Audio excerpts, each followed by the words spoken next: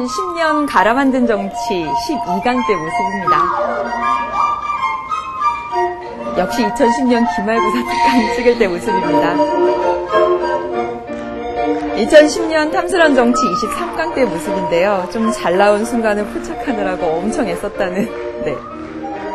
그리고 시간이 지나서 굴욕사진으로 골라봤습니다. 2012년 수능 특강 37강, 36강에 제일 싫어하는 모습 캡처해봤습니다. 그리고 2011년 연말 모임 때 학생들이 써준 글이고요. 또 한 장 더 있습니다. 네. 몇 년 사이에 여러분 보니까 어떤가요? 많이 이뻐졌네요. 정말 아무 짓도 하지 않았습니다. 시간이 흐른 것이죠. 시간이 흐르면 이렇게 자꾸자꾸 변해가지만 지금 이 음악, 초등학생 지용이가 초등학생 때 리코더로 연주한 이 음악처럼 순수한 마음으로 한결같이 열심히 하겠습니다. 수능완성 1강 시작합니다.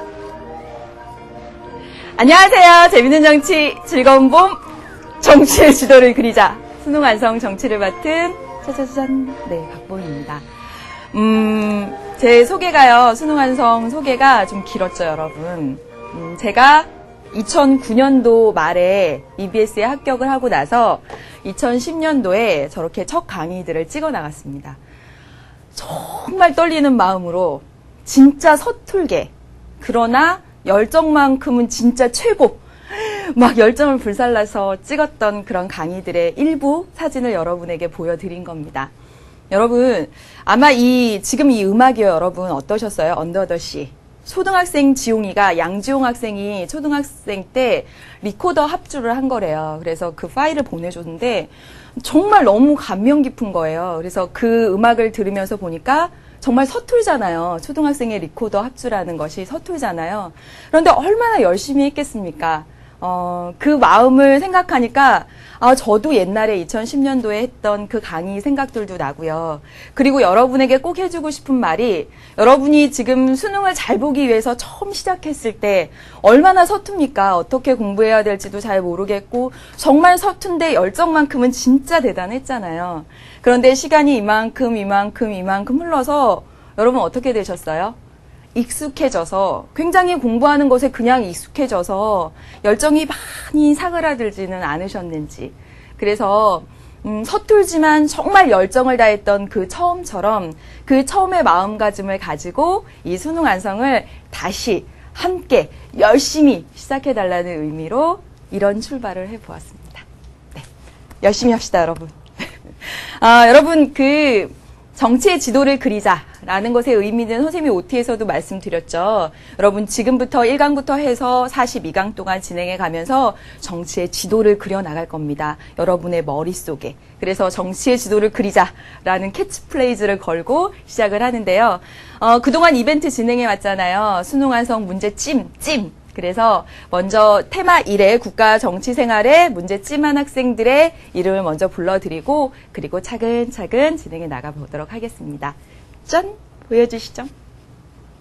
짠! 네. 짠! 네. 1번 문제, 테마 1의 1번 문제는요, 뭐든지 이룰 수 있는 김아름 학생이 찜해 주었고요. 2번, 아름다운 감수성으로 세상을 따뜻하게 감쌀 작가 정준혁 학생. 3번, 누군가에게 힘이 되는 초등교사가 되고 싶은 혜민. 4번, 노래하는 언론학도 성주경. 5번, 포기하지 않고 죽공하는 고강현. 6번, I'm English teacher 김란희. 7번, 지용이네요. 예, 방금 전에 그 리코더 합주를 했던 글로벌 리더 양지용. 그리고 8번 문제는 세상의 한 획을 그을 배재원 학생이 찜해주었습니다. 예, 여러분 이제 진짜 본격적으로 시작하겠습니다. 여러분, 우리 수능 완성 교재를 펼치면요, 8페이지에 국가와 정치 생활이라고 나옵니다. 여러분, 국가와 정치 생활이라는 이 테마, 이 주제의 가장 핵심적인 키워드는 국가와 정치입니다. 지도를 그려 나가고 있는 거예요, 여러분. 국가와 정치입니다. 국가와 정치에서 어떠한 중요한 핵심적인 개념들이 있는지 먼저 살펴보겠습니다. 보시죠. 여러분, 1. 국가와 정치 생활의 두 가지 주인공은 국가와 정치입니다. 국가와 정치. 네. 국가에서는요, 첫 번째, 국가의 특징.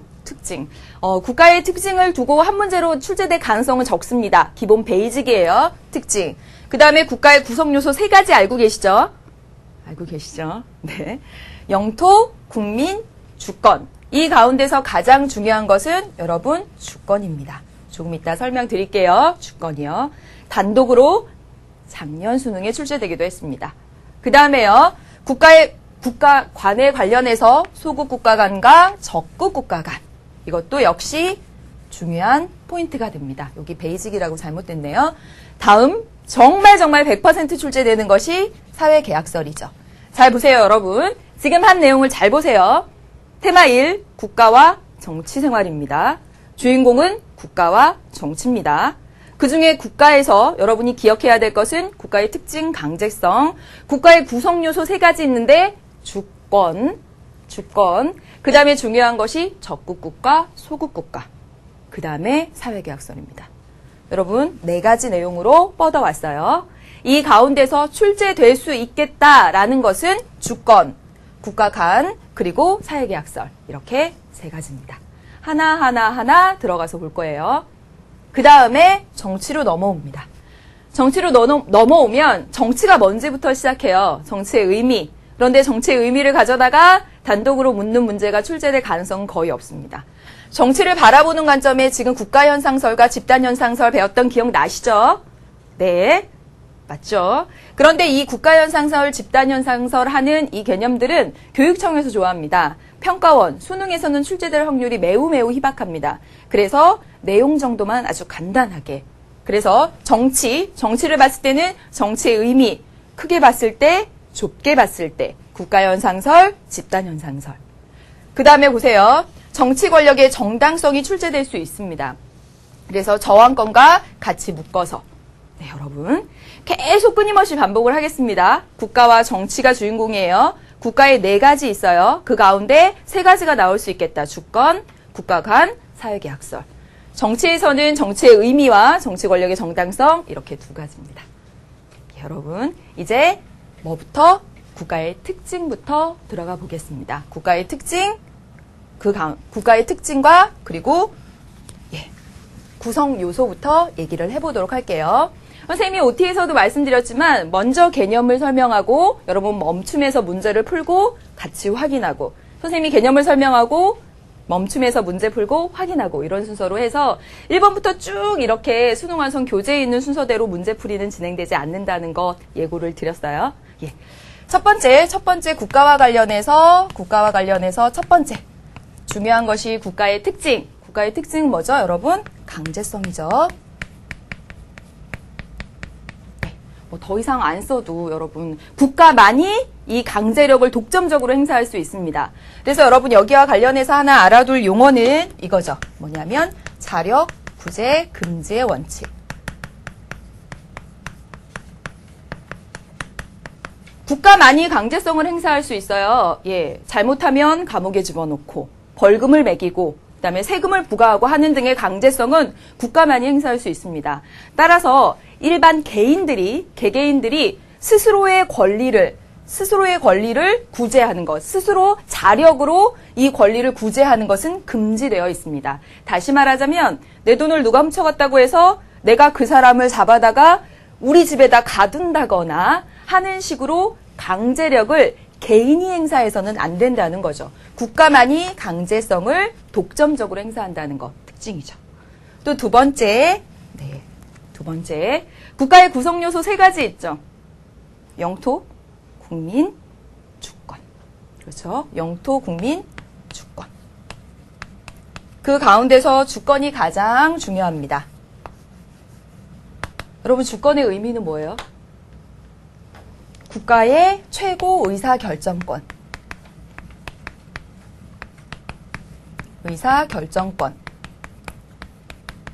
이것이 바로 주권인데요. 주권의 성격부터 볼게요. 주권은 한 나라 내부에서는 어떤 성격을 가진다고요? 최고의 권력. 최고성.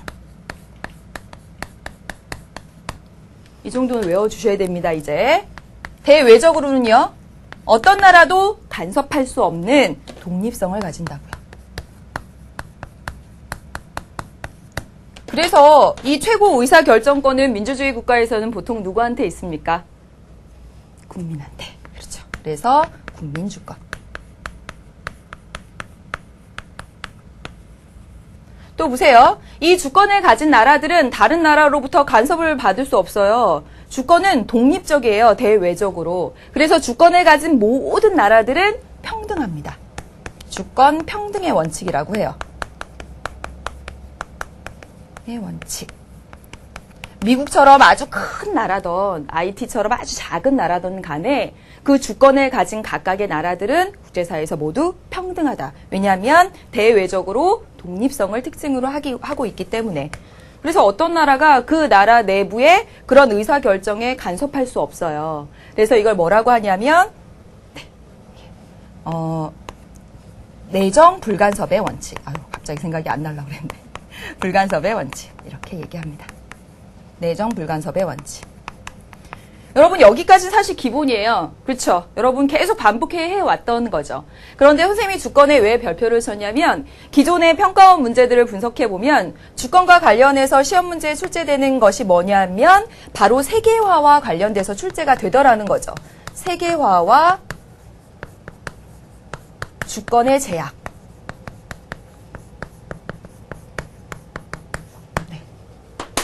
다시 말하면 이 주권은 대외적으로 독립성을 가지고 있습니다. 그래서 주권을 가진 나라들은 모두 평등해요. 그리고 어떤 나라의 내정에 그래서 간섭할 수 없다는 원칙이 이렇게 서 있어요. 그런데 세계화로 인해서 이 각각의 나라의 주권에 제약이 가해지고 있더라는 거죠. 무슨 얘기냐? 보세요. 세계화라고 하는 것은 무엇이냐면 여러분 국제화랑은 조금 다릅니다. 국제화는 국가 간에 막 교류가 많이 일어나는 걸 국제화라고 한다면 세계화는요. 아예 국가의 개념이 막 허물어져 가는 거예요. 그래서 이런 식으로 표현을 합니다. 국경의 장벽이 약화되는 모습으로. 이게 무슨 말이냐면 여러분 잘 보세요. 다국적 기업.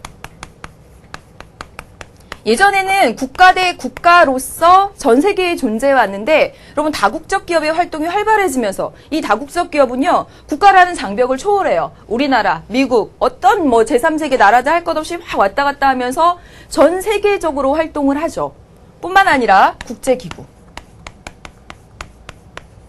국가를 뛰어넘는 이런 국제기구나 다국적 기업의 활동들이 활발해지고 또 교통, 통신, 즉 인터넷 이런 것의 발달로 국가 간의 장벽이 허물어지고 전 세계가 정말 하나처럼 지구촌화되어 버린 거예요. 그러다 보니 한 나라 내부의 최고 의사결정권 독립적인 주권이라는 것이 전 세계화로 국경의 장벽이 허물어지면서 좀 그 독립성 자체가 제약이 되는 그런 경우들이 종종 발생하고 있습니다. 그래서 그와 관련된 문제들이 평가원 문제들로도 출제가 됐고 그리고 역시 우리 수능 완성 교재에서도 문제로 출제가 되었습니다. 그래서 우리 여기 주권과 세계화 관련된 문제를 한번 보도록 하겠습니다. 네, 보시죠. 여러분 4번 문제고요. 주경이가 찜해준 문제입니다. 주경 잘 보세요. 밑줄 친 부분에 부합하는 주장으로 가장 적절한 것은 미얀마에서 대홍수가 발생하면서 구호 물자 이송을 위해서 국제사회 단체가 발빠른 움직임을 보이고 있는 가운데 한 국가의 피해 복구에 유엔 등 국제사회 단체가 어느 정도까지 간섭해야 하는가라는 문제가 제기됐대요. 잘 보세요, 여러분. 한 국가 내부에서 이 대홍수와 관련된 피해 복구에 사실은 그 나라에서 결정해야 될 그 문제죠. 주권과 관련된 문제입니다, 여러분. 그렇죠? 그런데 이 문제에 유엔 등 국제사회 단체가 어느 정도까지 간섭해야 하는가라는 의문이 제기됐다는 거죠. 그래서 프랑스는 이에 대해서 뭐라고 얘기하냐면 미얀마 정부가 구호물자 지급을 거부한다면 이것은 바로 피해 지역 주민들을 위해서라도 국제사회 단체는 미얀마 정부가 구호물자를 받도록 압력을 가해야 한다고 지적했습니다. 보세요. 이 구호물자를 받고 안 받고는 한 나라의 주권과 관련된 일이잖아요. 그렇죠. 간섭할 수 없는 그 전까지는 그랬습니다. 그런데 세계화가 진행되면서 국제 기구들의 활동도 활발해지고 국경의 장벽이 허물어져 가면서 한 나라 내부의 어떤 의사 결정에 대해서 압력을 가해야 한다라는 주장이 제기되고 있다는 거죠. 여기 보면 프랑스는 왜 이런 주장을 합니까? 프랑스는 인권 보호가 한 나라의 주권보다 훨씬 중요하기 때문에 그 나라 미얀마 주민들의 인권을 보호하기 위해서는 개입해야 된다. 압력을 가해야 된다. 이렇게 얘기를 하고 있는 거죠. 이게 프랑스의 입장입니다. 그런데 밑줄 긋은 러시아의 입장을 한번 볼까요? 예. 그랬더니 러시아 등은 뭐라고 얘기하냐면 한 국가의 책임감이 강조되어야 한다. 한 국가의 책임감. 다시 말하면 한 국가의 주권이 더 강조되어야 한다라고 이야기하고 있는 거죠. 러시아는 주권의 독립성을 이야기하고 있는 거고 프랑스는 인권 보호 차원에서 주권이 제압될 수도 있다라는 측면을 얘기하고 있는 겁니다. 정리되셨죠? 그렇다면 이 밑줄 친 부분에 부합하는 주장, 주권을 강조하는 주장을 여러분 찾아보시면 돼요. 해보겠습니다, 여러분. 1번, 인권 보호가 주권보다 우선되는 것이다. 인권 보호를 우선시 보는 입장은 프랑스의 입장이었습니다. 틀렸죠? 따라서 러시아 입장 아닙니다. 2번, 주권 국가로서의 주체성은 인정되어야 한다. 주권 국가로서의 주체성, 독립성은 인정되어야 한다. 어때요? 그렇죠. 러시아 정부의 입장이죠. 정답은 2번입니다. 다음 볼게요. 보편적인 인권은 어느 나라에서나 보장되어야 한다. 인권을 강조하고 있습니다. 어디요? 인권을 이유로 압력을 가할 수 있다라고 본 프랑스 얘기. 또 보세요. 도덕적 목표를 위한 것이라면 내정 간섭은 허용되어야 한다. 여러분 러시아의 입장이었다면 독립성, 내정 불간섭 강조했겠죠. 그래서 이것은 바로 프랑스의 입장이죠. 5번 보겠습니다. 인도적 차원에서의 개입할 수 있다. 제약을 가할 수도 있다. 압력을 가할 수도 있다. 라고 했던 것 역시나 프랑스의 입장이죠. 그래서 여러분 정답은 2번 이렇게 고르시면 되겠습니다. 2번 맞죠? 네. 이제 다음으로 넘어가겠습니다. 우리 수능특강 교재 8쪽에 보시면요. 국가와 사회 집단의 특징 비교한 것이 나와 있습니다. 아주 가장 기본적인 얘기들이에요. 진짜 기본적인 얘기들. 지금 한번 하고 넘어가면 끝나는 것 보겠습니다. 국가는요. 구성원에게 독점적으로 이것을 행사합니다. 독점적으로 국가가 행사하는 것. 사회 집단은요. 구성원에 대한 강제력에 한계가 있습니다. 그래서 국가의 특징 첫 번째는 강제성이죠. 이것만 알아두시면 돼요. 두 번째, 멸망하지 않는 한 계속 지속되는 영구적 존재입니다. 그래서 국가의 특징 두 번째는 지속성을 특징으로 하고 있죠. 그래서 우리 이런 얘기를 하기도 합니다. 어떤 얘기 하냐면요. 정권 교체와 무관하게 지속된다. 이 국가라고 하는 거는요. 정권이 교체돼도, 정치 권력이 교체돼도 계속 갑니다. 우리 12월 말에 대통령 선거 치르잖아요. 그럼 정권 교체가 되죠. 정권 교체와 무관하게 대한민국은 쭉 가죠. 그래서 지속성. 그러나 사회 집단은 목적 달성 후에는 해산 소멸되기도 하죠. 또 보겠습니다. 광범위한 기능을 수행해요. 그래서 뭐죠? 포괄성. 아주 다양한 기능을 수행하죠. 마지막, 법에 의해서 가입과 탈퇴의 자유가 제한됩니다. 그래서 가입과 탈퇴의 자유가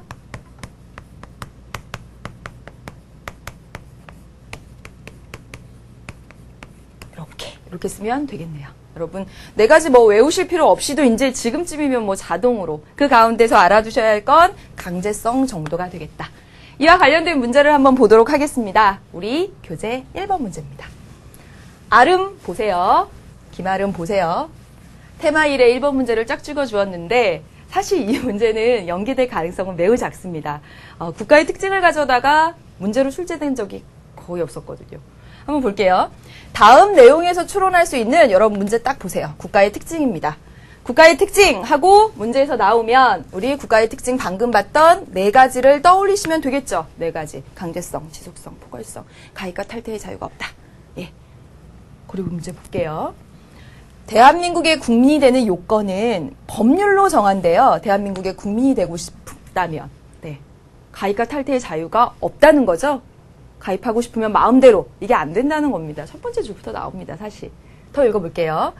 국적 법정주의에 따라서 국적법이 제정 시행되고 있습니다. 국적법은요, 단일 국적주의. 다시 말하면 미국 국적을 가지면서 동시에 한국 국적을 갖고 프랑스 국적을 갖고 이렇게 안 되고요. 단일.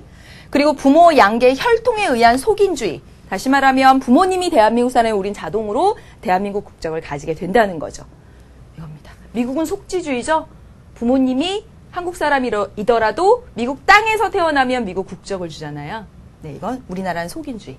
그리고 부부가 개별적으로 국적을 갖는 것을 원칙으로 합니다. 대한민국 국민으로서 귀화하거나 혼인, 입양 등에 의해서 외국 국적을 취득한 자와 국적 이탈 신고를 한 자는 대한민국 국적을 상실하게 되어 있습니다.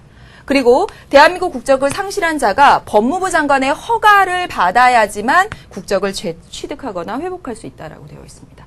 가입하거나 탈퇴하는 데 있어서 자유롭지 못하다라는 얘기죠. 정답 찾으시면 되겠네요. 볼게요. 1번. 멸망하지 않는 한 영속성을 유지한다. 지속성의 특징이죠. 이건 가입과 탈퇴가 어렵다라는 얘기가 되니까 해당 사항 없습니다. 다른 특징이죠. 포괄적, 포괄성 맞긴 하지만 역시 위와 맞지 않죠. 네, 틀렸습니다. 3번. 구성원의 가입과 탈퇴가 자유롭지 못하죠. 그렇죠. 여기 법무부 장관의 허가를 받거나 이래야지 다시 재가입이 되거나 이런 데잖아요. 정답 3번입니다. 진짜 어렵지 않은 문제네요. 4번. 구성원에 대한 강제력의 행사에는 한계가 있다. 구성원에 대한 독점적 강제력을 행사하는 것이 국가고 강제력을 행사하는 데 있어서 한계를 갖는 것은 일반 사회 집단들이죠. 네. 그래서 아니고요. 역시나. 5번. 구성원 간의 갈등을 해결하는 역할을 주로 한다. 그렇긴 한데요. 요거와 관련이 없으므로 여러분 정답은 기억이 안 나네요. 3번인가요? 2번인가요? 네, 아무튼 가입과 탈퇴의 자유가 없음. 지나고 나면 바로 잊어버려. 네, 다음 보겠습니다, 여러분. 이제 진짜 중요한 거 나오는데요. 예, 바로 사회계약서입니다. 지금부터 사회계약서를 하겠습니다. 여러분 지금 보세요. 국가를 주제로 이야기를 하고 있죠. 국가를 주제로 이야기를 하고 있습니다. 국가를 주제로 하면서 가장 처음에 국가의 특징, 강제성, 두 번째 국가의 구성 요소, 영토, 국민, 그리고 주권 관련해서 보았어요.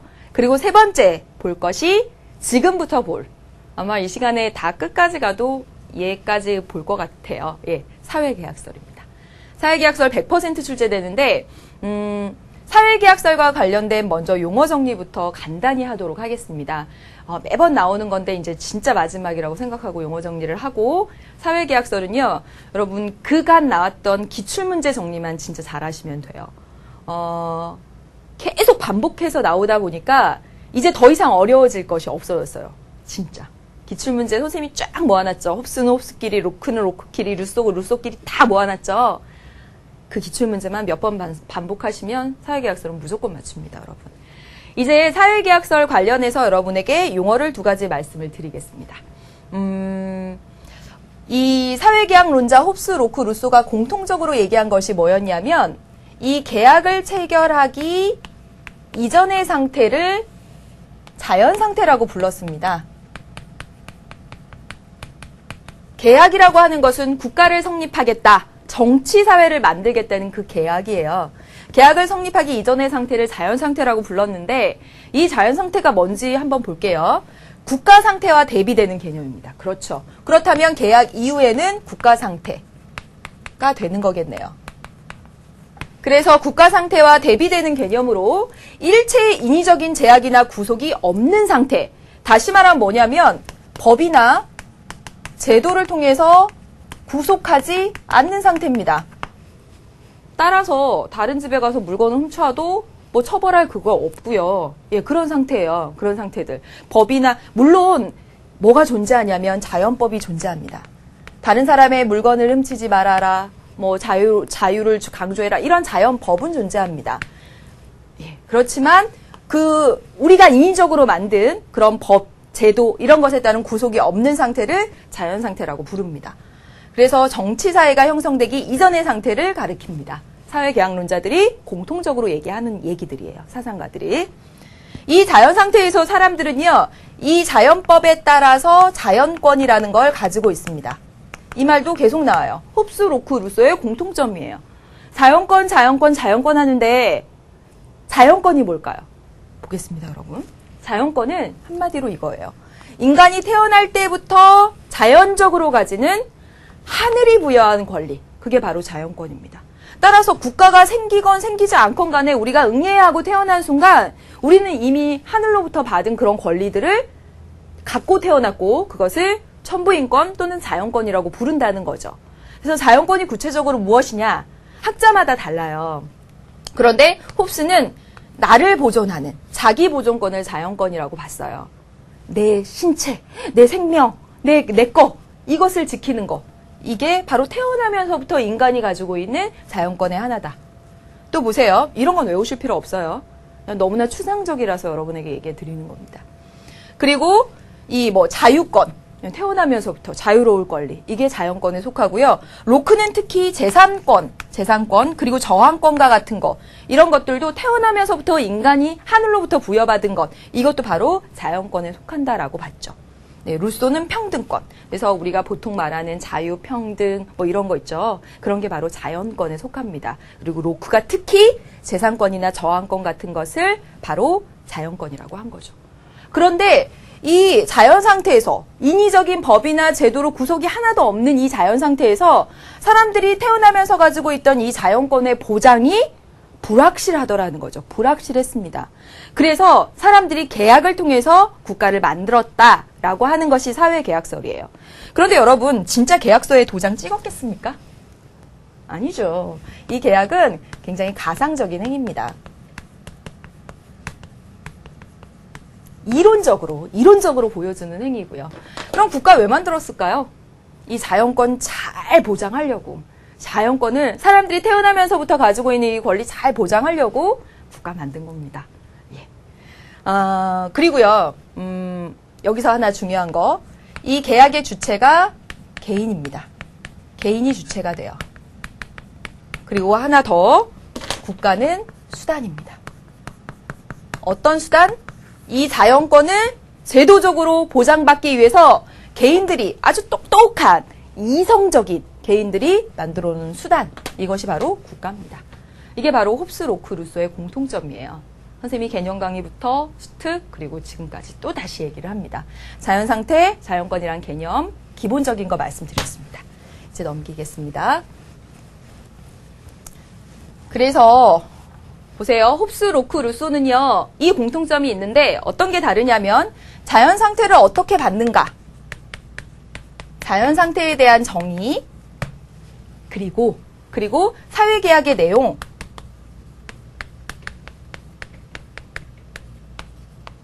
내용에 있어서 이와 같이 차이가 있습니다. 네. 일단 홉스부터 보면요. 홉스는 이 자연상태, 법, 제도의 구속이 하나도 없는 이 자연상태는 투쟁상태다, 이렇게 봤어요. 투쟁상태. 왜 투쟁상태일까요, 여러분? 법적, 제도적 구속이 하나도 없으면 뭔가 자유로울 것 같은데 왜 투쟁상태일까요? 왜 그러냐면, 자, 볼게요. 홉스를 여기 나와서 몇 가지를 좀 적어보겠습니다. 중요한 거. 첫 번째, 홉스는요, 인간이 이기적이라고 했습니다. 그래서 이기적인 인간이고요.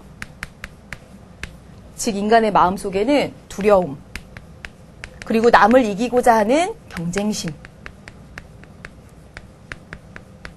명예욕, 이런 것들을 가지고 있다라고 봤어요, 홉스는. 네.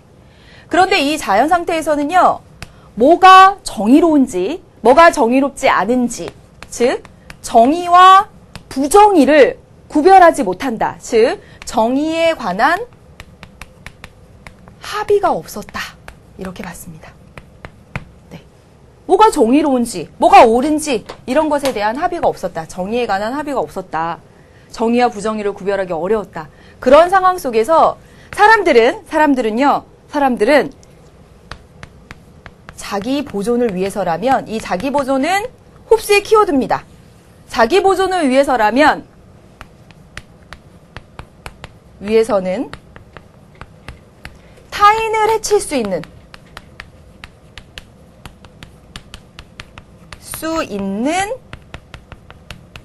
어떤 능력? 동등한 능력.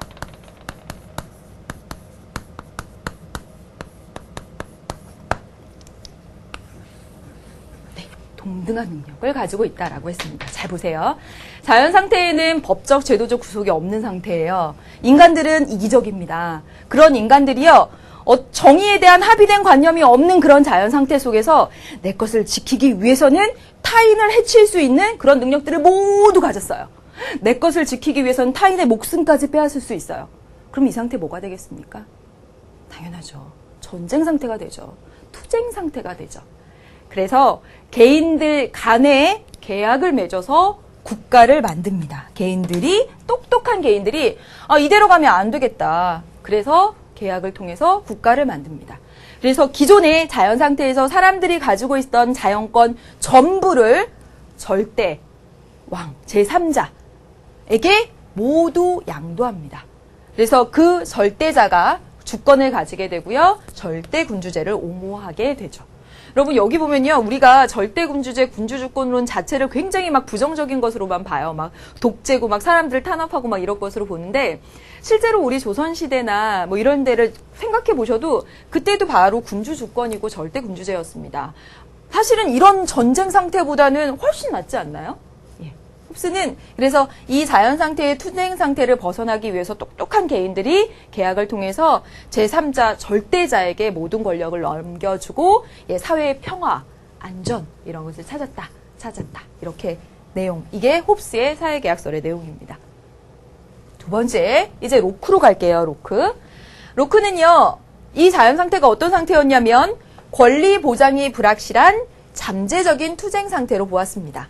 여러분 로크 이렇게 나와서 또 로크 주변에 한번 써보겠습니다. 여러분. 여기 홉스를 추가로 쓴 거고요. 로크를 추가로 써보겠습니다. 여기 계약 이전에 어떤 상태? 자연 상태예요, 여러분. 자연 상태에서 로크가 했던 말 한번 첫 번째 보세요. 사람들이 뭘요? 노동력을 투여하면서 소유권이 발생한다. 여러분 생각나세요? 생각 안 나세요? 개념 강의로 가셔야 됩니다. 지금 너무 바빠서 그래서 선생님이 친절하게 마지막 최종 정리를 해드리려고 하는 거예요. 노동력을 투여하면 공공의 사과나무였던 것이 내가 노동력을 투여해서 그 사과를 따서 내 바구니에 담게 되면 그건 내게 되죠. 노동력을 투여하면 개인의 소유권이 발생을 하게 됩니다. 부지런하고 힘센 사람들은 더 많이 소유하게 되겠죠. 그렇죠, 여러분? 누군가는 더 많이 소유하고 그 많이 소유한 것들을 부러워하는 탐욕스러운 인간들이 생깁니다. 그래서 훔쳐가기도 하고요. 그렇죠. 그럼 어때요? 소유한 사람들은 내 재산을 지켜야 하는데 내 재산을 탐하러 오는 사람들이 생기게 되고 그 탐하러 오는 사람들을 가혹하게 처벌하죠. 자연 상태에서는요, 이 처벌권을 누가 갖냐면 개인이 갖습니다. 따라서 이 개인들은 다시는 나의 재산을 건드리지 못하도록 아주 가혹한 처벌권을 행사하면서 복수가 복수를 낳고 처벌이 복수를 낳고 이러면서 잠재적인 투쟁 상태가 되더라라고 하는 것이 바로 로크의 생각입니다. 그래서 안 되겠다. 이 처벌권을 넘겨야 되겠다. 그래서 계약을 통해서 국가가 만들어진 거죠. 우리 처벌권이라는 말도 쓰고 이 개인이 자연법을 집행한다. 라는 말도 씁니다. 자연법을 집행한다. 남의 물건을 훔치지 말라라는 자연법이 있다면 그 자연법에 따라서 훔친 사람을 집행해서 처벌하는 것이 개인이더라는 거죠. 따라서 객관적이고 공정하게 처벌하기 어려워지니까 잠재적인 투쟁 상태가 되고 그래서 국가를 만든 겁니다. 그래서 국가를 만들 때요. 법을 만드는 권리는 의회가 행사해. 그리고 이 법에 따라서 집행하는 집행권은 왕이 해. 그래서 여러분 로크는요. 이권 분립을 이야기한 것이고요. 그래서 의회에 의한 간접민주 정치. 그리고 왕이 존재하긴 존재하지만 의회에 의해서 제약을 받는, 헌법에 의해서 제약을 받는 그런 왕, 입헌군주제죠. 그래서 여러분 저기로 다시 가보겠습니다. 네. 로크의 자연 상태는 권리 보장이 불확실한 그런 잠재적인 투쟁 상태입니다. 예, 여러분. 그래서 우리가 자연 상태에서 가졌던 그 많은 자연권 가운데 일부 처벌권 등만 넘겼어요. 일부 양도. 그래서 신탁이라는 용어도 쓰고요. 또는 위임이라는 말도 씁니다. 로크는 재산권을 강조했다는 것 하나 알아두세요. 그래서 여러분, 주권은 여전히 국민이 가지고 있고요. 이것만 넘긴 겁니다. 그래서 이것만 넘겼는데 이거 외에 다른 걸 해서 개인들을 억압하려고 하면 저항할 수 있다. 저항권도 로크의 특징이죠. 여러분, 방금 입헌군주제의 간접민주정치 그림으로 말씀드렸습니다. 이제 세 번째요. 루소입니다. 루소. 루소는요. 개인들이 따로 살 때는 문제가 없었다고 생각했어요. 자연 상태에서. 개인들이 따로 살 때는. 그런데 같이 모여 살면서 서로 비교하게 되고 그러면서 누군가는 정말 너무 외모가 아름다운 누군가가 있을 수도 있고 경제적으로 부유한 누군가가 있을 수 있고 이러면서 불평등이 발생하게 됐다라고 했습니다. 이 경제적 불평등이 정치적 불평등까지 옮아가면서 이 자연 상태는 불평등한 상태가 되어버렸다라는 것이 루소의 생각이죠. 그래서 루소는 이대로 가면 안 되겠는걸. 그래서 일반 의지에 기반한 국가 성립을 주장합니다. 여러분, 일반 의지는 루소의 핵심적인 키워드죠. 여러분, 일반 의지가 진짜 어려운 개념이에요. 파고 들어가면 뭐 일반 의지 하나를 두고 뭐 박사학위 논문을 쓰고 막 그런 정도라면서요. 예. 그 정도는 안 나오니까 우리 일반 의지를 공동체의 선, 공동체가 지향하는 정말 바람직한 선, 이 선에 기반한 국가를 세웁니다. 누구에게도 자연권을 넘겨주는 게 아니고요. 그래서 양도 불가, 불가양, 불가분 이런 얘기를 쓰죠. 또 국민이 주권을 가지고 있고요. 여기 루소의 특징은 직접 민주정치라는 점입니다. 6월 모의평가에서도 출제가 되었었잖아요. 바로 이 부분 출제되었죠. 대표를 선출해서 라는 말이 나오면 로크고요. 루소는 직접 민주정치입니다. 여러분, 지금 이 세 가지 내용들, 핵심적인 내용들, 기본적인 내용들인데 지금 들을 때는 아는데요. 막상 시험 다가오니까 그 1번부터 헷갈리더라 라는 학생들이 있더라고요.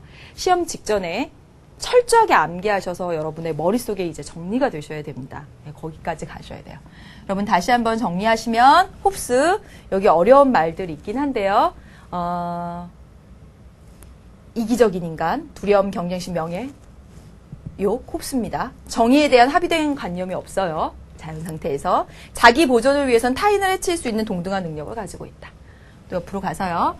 노동력을 투여해서 소유권이 발생하고요. 많이 재산이 있는 자와 그렇지 않은 자 사이, 그리고 탐욕스러운 인간이 발생하고요. 그래서 이 개인들이 그런 처벌권을 남용하면서 잠재적 투쟁 상태가 되고, 그래서 이권 분립. 여기까지 갔습니다. 예. 다음으로 이제 넘겨보겠습니다. 이제 그렇다면 사회계약서를 공부하는 방법은, 사회계약서 100% 출제되잖아요. 아마 올해 수능에, 사실 정치 마지막인데 사회계약서 출제 안 된다면 진짜 센세이셔널할 것 같아요. 예.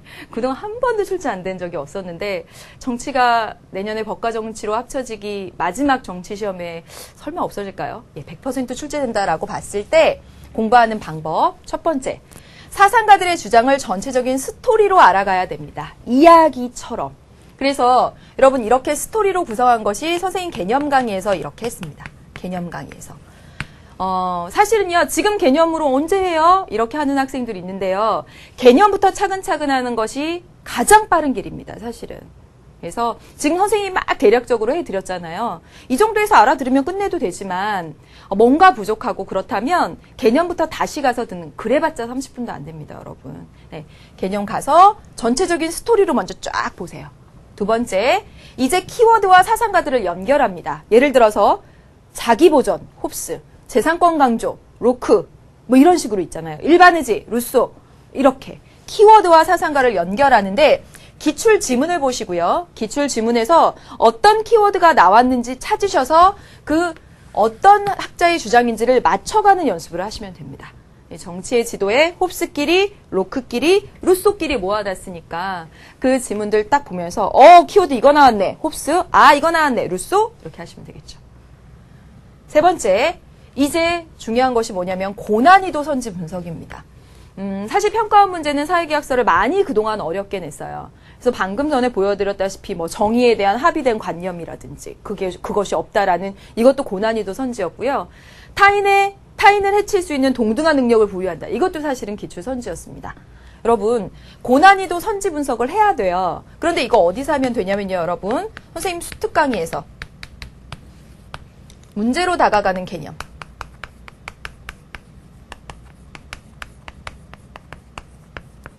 프린트로 숙제로 내드렸죠? 예, 여기서 다 정리해드렸습니다, 여러분. 그래서, 사회계약설 100% 나온다고 한다면, 이제 전체적인 스토리로 알아가고요. 키워드 여러분이 암기하시고, 고난이도 선지 문제로 다가가는 개념 통해서 하시면 되겠습니다. 예, 여기까지 봤습니다. 이제 관련된 문제 두 문제 살펴보겠습니다. 예, 여러분, 5번입니다. 광현, 5번 문제 보세요.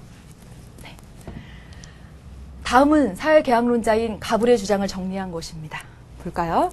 갑. 구성원 각자가 자신의 이익을 추구하는 과정에서 상대방의 이익과 전면적으로 충돌. 그래서 혼란한 상태. 더 가볼까요? 그래서 사회계약합니다. 개인은 자신이 가지고 있는 천부인권, 자연권을 군주에게 양도하여 강력한 힘을 가진 군주. 갑은 홉스죠, 홉스. 그렇죠. 을 보겠습니다, 여러분. 을. 초기에는 평화롭지만 점차 개인의 권리를 침해하는 현상이 나타날 수 있는 잠재적인 투쟁 상태. 광현, 뭡니까? 뭡니까가 아니라 누굽니까? 예, 다시 여기 볼게요. 개인이 가지고 있는 자연권을 보다 확실히 보장받기 위해 자신의 천부인권을 국가에 신탁, 위임 이런 용어는 그렇죠. 로크가 좋아합니다. 문제 풀어보겠습니다. 여기 선지들이 진짜 좋아요. 평가원 문제로 나와도 될 것 같아요. 보겠습니다. 1번. 갑은, 홉스는 사회계약이 군주에 의해 강제적으로 체결되는 것이라고 본다. 여러분, 아니죠. 1번 선지 진짜 좋습니다. 여러분, 홉스, 절대군주라고 해서 1번 이렇게 연결시키면 절대로 안 되고요. 홉스 역시 사회계약론자. 사회계약 사상가. 예, 사상가입니다. 그래서 공통점으로 이 계약은요, 사회계약은요, 개인들이 자발적으로 했습니다. 그래서 틀린 얘기. 2번, 을은 정치 권력이 위임받은 범위 내에서만 행사되어야 한다라고 본다. 그렇죠. 로크는요, 위임한, 맡긴, 신탁한 그 범위 내에서만 행사해야지 그걸 벗어나면 저항할 수 있다. 저항권 얘기했죠? 네, 정답은 2번이네요. 3번. 갑은 왕권, 여러분 신수설입니까? 절대 왕의 권력을 신이 줬어요? 개인들이 계약을 통해서 양도했죠. 따라서 왕권 신수설 아니고요. 을은 국민주권론 맞지만 갑이 틀렸습니다. 4번. 갑은 군주의 통치 결과에서 을은 개인의 자발적 합의에서 사회계약의 정당성을 찾는다. 여러분 4번 선지도 역시 별표해 주세요. 보세요. 사회계약의 정당성은 홉스건, 로크건 간에 사회계약의 정당성은 어디서 나온 거예요? 개인들이 자발적으로 계약을 해줬잖아요. 개인들의 동의와 지지. 다시 말하면 개인들의 자발적 합의로 인해서 이 계약이 정당한 거죠. 누구? 갑이건, 을이건 모두 이 사회계약론자 공통점으로 개인들의 자발적 합의로부터 계약의 정당성을 찾을 수가 있는 거죠. 홉스건, 로크건 관련 없이. 그래서 여기가 틀린 내용입니다. 다음 보겠습니다. 갑은 자기 보존을 위해서, 을은 개인의 권리 보장을 위해서 맞는 얘기네요. 자연권을 전부 양도해야 된다. 누구한테 틀렸습니까? 광현 누구한테 틀렸어요? 그렇죠. 우리 틀렸죠. 우리. 예. 을은 전부 양도 얘기한 적 없습니다. 일부 양도였죠. 네, 을이 틀렸습니다. 정답은 여러분 2번 고르시면 되고요. 선지가 모두 좋습니다. 1번 선지, 4번, 5번 선지 모두 좋아요. 다음 한 문제 더 보겠습니다. 잉글리시 티처 김란희 보세요. 네, 국가 기원에 대한 학설들입니다. 볼까요, 여러분? 첫 번째, 국가는 초자연적인 존재에 의해서 창조되었다. 뭡니까? 이 문제 정도만 언급하고 가면 돼요. 신의설. 두 번째, 국가는 지배계급이 피지배계급을 억압 착취하기 위한 수단으로 국가를 굉장히 부정적으로 보는 계급설입니다. 국가를 부정적으로 보는 계급설이네요. 세 번째, 자연 상태에서 확보될 수 없었던 개인들의 생명, 재산, 자유를 보장하기 위해 계약, 사회계약설이네요. 그렇죠. 한 종족이 다른 종족에 대한 또는 같은 종족 내에서 한 집단이 다른 집단에 대한 실력으로 힘으로 지배할 때 국가가 발생한다. 힘으로 지배할 때 정복설이네요.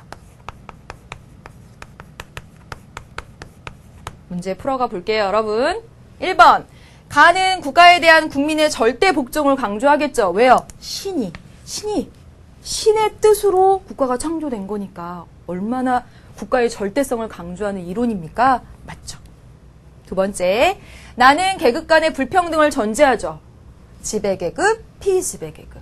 지배계급이 피지배계급을 억압하기 위한 수단으로서. 그렇네요. 세 번째, 다는 주권의 소재가 국민에게 있다는 것을 정당화하는 그런 이론이죠. 물론 여러분 여기서 홉스는 아니잖아요. 이렇게 하시면 그런데 구체적으로 들어가 보면요. 생명, 자유, 재산이라고 했으니까 로크의 사회계약설이 되고요. 사회계약설 전체적으로 봤을 때는 이 계약 자체를 개인들의 합의로 했기 때문에 주권의 소재가 국민에게 있다는 것을 정당화한다. 맞는 진술이 됩니다. 다음 보겠습니다. 가라 모두 왕권 신수설을 뒷받침하는 근거가 된다. 여러분, 한번 볼까요? 라는 왕권 신수설입니까, 여러분? 이게 정복설이? 아니죠. 이 가가 왕권 신수설이죠. 따라서 4번이 틀렸네요. 이제 5번 보겠습니다. 다 모두 국가를 자연 발생적 산물이 아닌 인위적인 산물로 본다. 그렇습니다, 여러분. 이 두 가지의 공통점은 국가를 인위적인 산물로 본다라는 거예요. 여기서는요, 계급설에서는요, 지배계급이 피지배계급을 착취하기 위한 수단으로서 인위적으로 만든 것. 그리고 여기도요, 계약을 통해서 인위적으로 만든 것이라고 보는 것이 둘의 공통점입니다. 그래서 맞죠. 정답은 여러분 4번 고르시면 되겠습니다. 네. 여기까지 했습니다, 여러분. 여기까지 해서 사회계약설까지 모두 다 해보았습니다. 여러분 오늘 국가와 정치라는 큰 주제 가운데 국가로 들어갔고 국가 가운데서 국가의 특징, 강제성 등등 4가지 국가의 구성 요소 가운데 주권 그리고 또 지금 와서 사회계약설까지 보았습니다. 홉스, 로크, 루소 개념 스토리를 쭉 알아가고 고난이도 손질 분석해야 된다라는 거 다시 한번 강조해서 말씀을 드리겠고요. 여러분 다음 시간에 이어서 이제 뭐부터 할 차례입니까? 국가간이죠. 국가간부터입니다. 열심히 복습해 주시고요. 다음 시간에 또 수능 완성 문제집 딱 들고 또 마음가짐 딱 정리해가지고 오십시오. 다음 시간에 만나도록 하겠습니다. 고생 많으셨어요, 여러분. 안녕.